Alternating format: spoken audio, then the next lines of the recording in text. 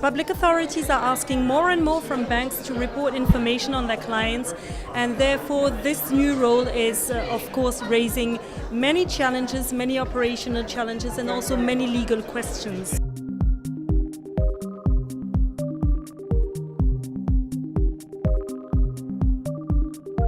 Public authorities have a different perception of the role of banks than the perception that banks have of their own role. The relationships between public authorities and the banking sector is sometimes quite tense and even ambiguous. But today we don't want to oppose the two camps. Our objective today is to increase their mutual understanding. Automatic exchange of information, we've learned through our experience with the EU Savings Directive, can play a very important role in ensuring that tax administrations have the information that they need, so that not just the honest taxpayers pay their taxes, but also those which perhaps are less honest. Given that the leaders have told us that automatic exchange is happening, that we build a system that is as effective and as cost efficient as it can be. And the key to that is one global system, no European FATCA, no other countries' FATCA, no different and duplicative reporting, but making it as simple as possible and having one system. Policymakers should be very careful not to have a too cumbersome system.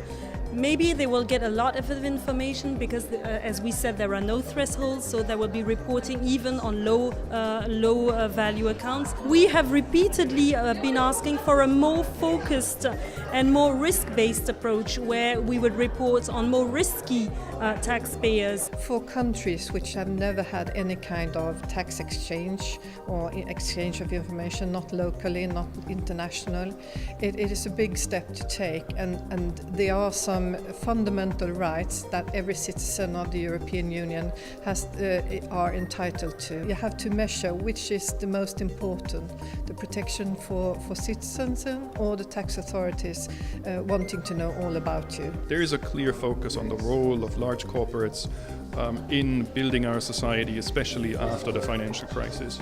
I think that is recognized by financial institutions. We're working very constructively with them.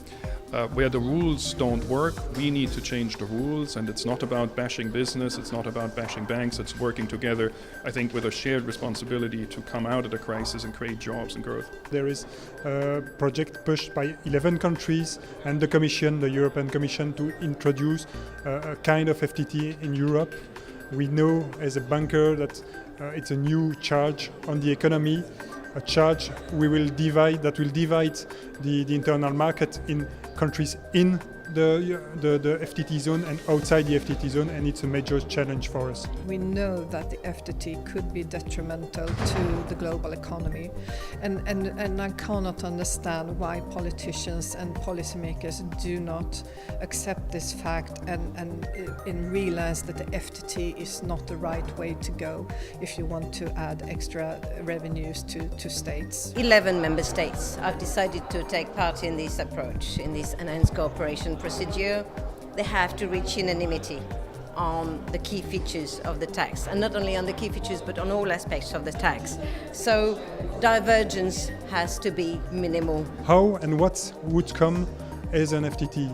If we have an FTT on everything, the cost could be huge and several times this percent. If we have a restricted FTT, the cost will be lower. But the question is still, do we need really in Europe here and for only a part of Europe a kind of FTT? And our answer is definitely no. This tax is a very big issue for the banking sectors, but not only for the banking sectors, also for the economic and industrial sectors of all countries concerned. And that is also a problem because it would be a new constraint on the banks concerned with the new project as tax collectors.